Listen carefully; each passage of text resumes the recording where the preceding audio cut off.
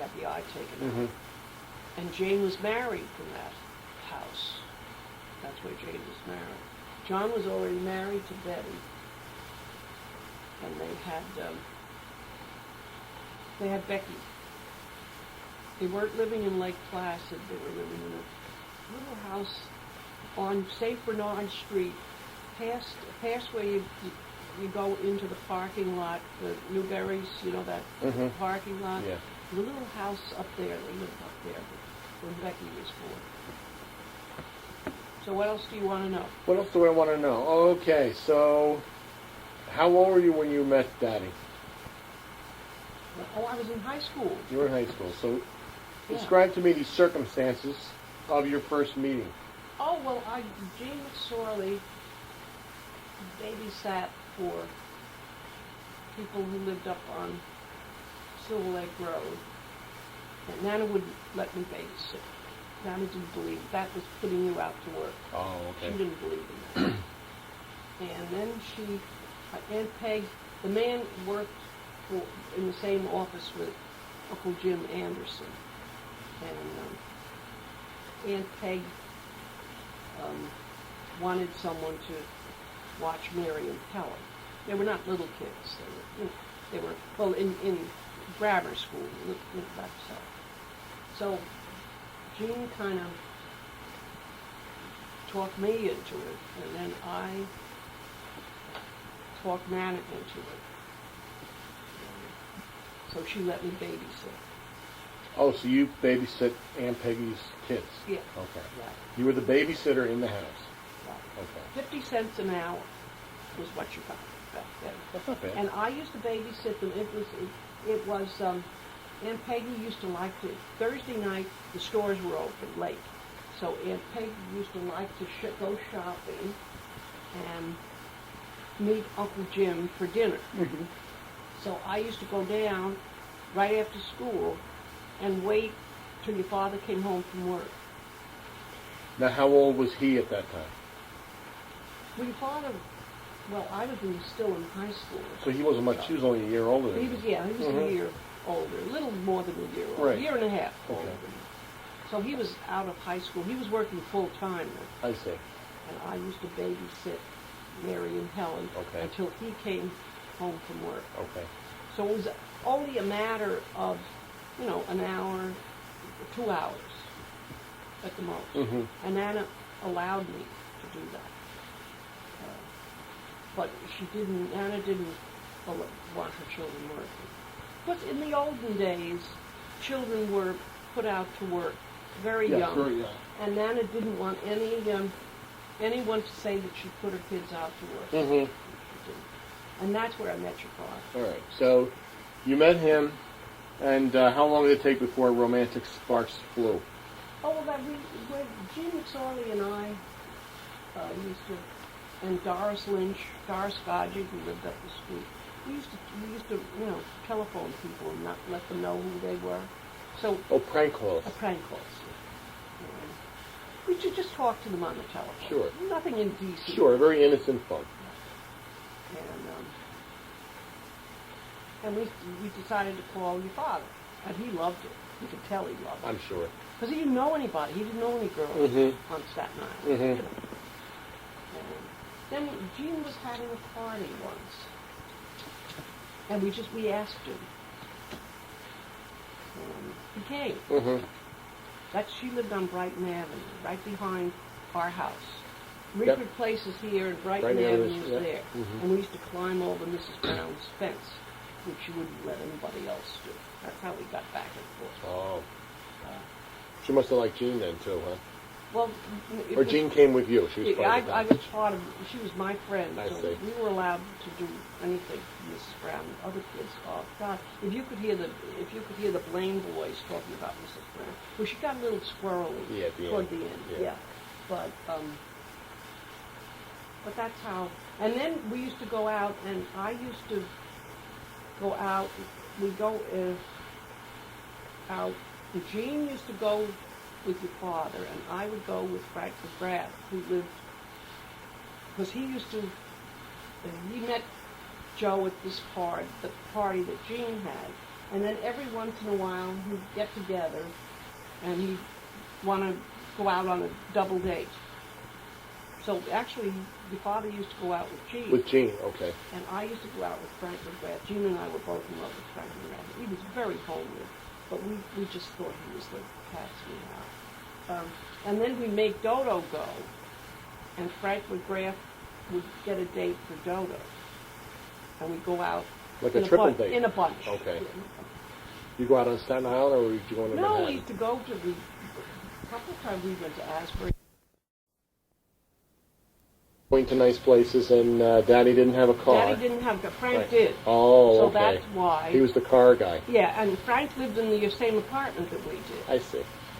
Uh, And what did Nana think of him when she first met him? Did she think he was a little rough around the edges, coming from a, well, came from Pennsylvania. Mm-hmm.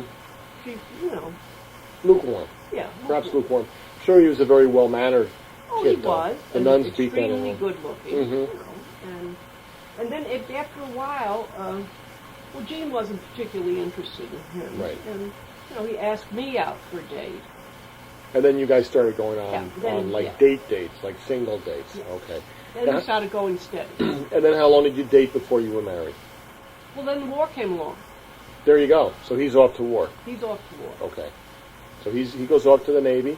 Uncle John goes off to the Air Force. Mm-hmm. They both enlisted. Mm-hmm. Uncle John was in. He didn't have to go, and he went down. Oh, that's true. With your dad dead.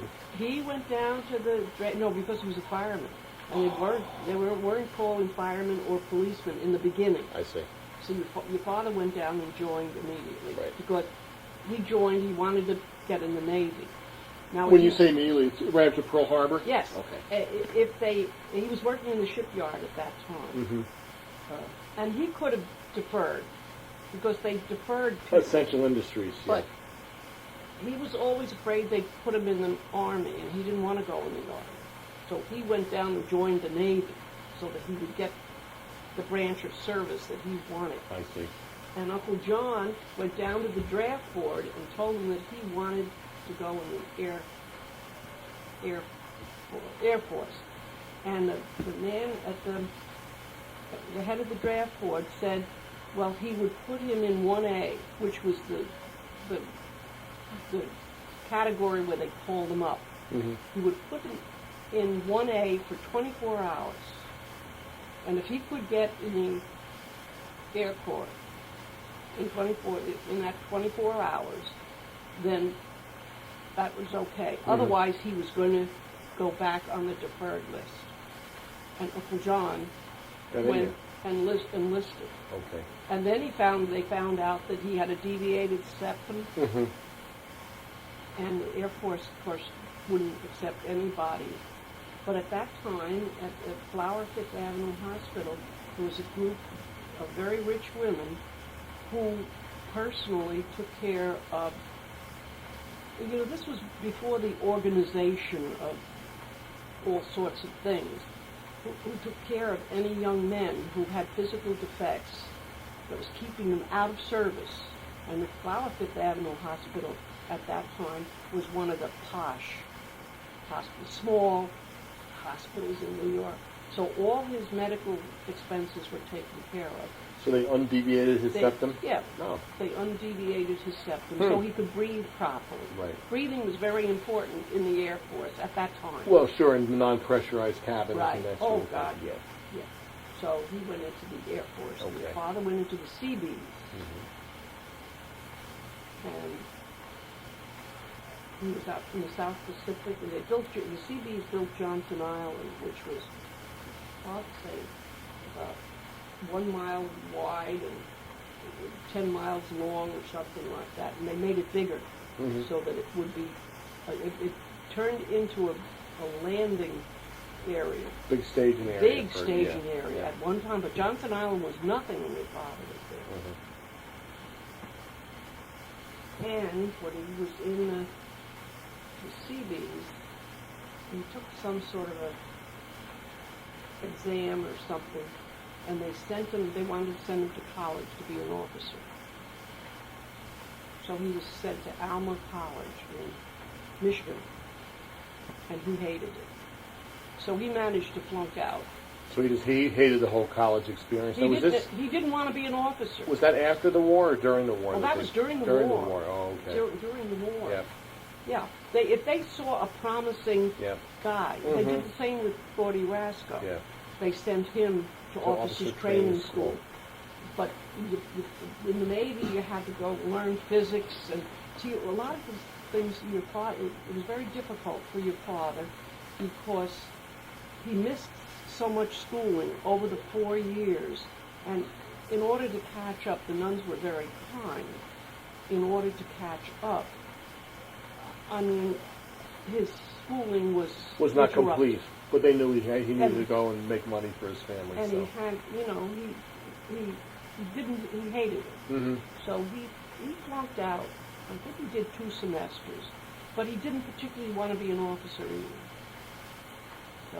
All right, so he finishes his service. The war is over. You guys have corresponded during this time, kept the flame alight. Yes, oh, of course. And then you were married. When were you married? What was your? Well, he came home. He came home in about October Of 45? 45. Yeah, because he'd been in a long time, so he had the points. He came in 45, and we were married in May of 46. Okay. 1946. Now, where did you live after you? Did you get you had an apartment when you were newlyweds? No, when we were first married, I'm trying to think. We got a little apartment. No, we didn't.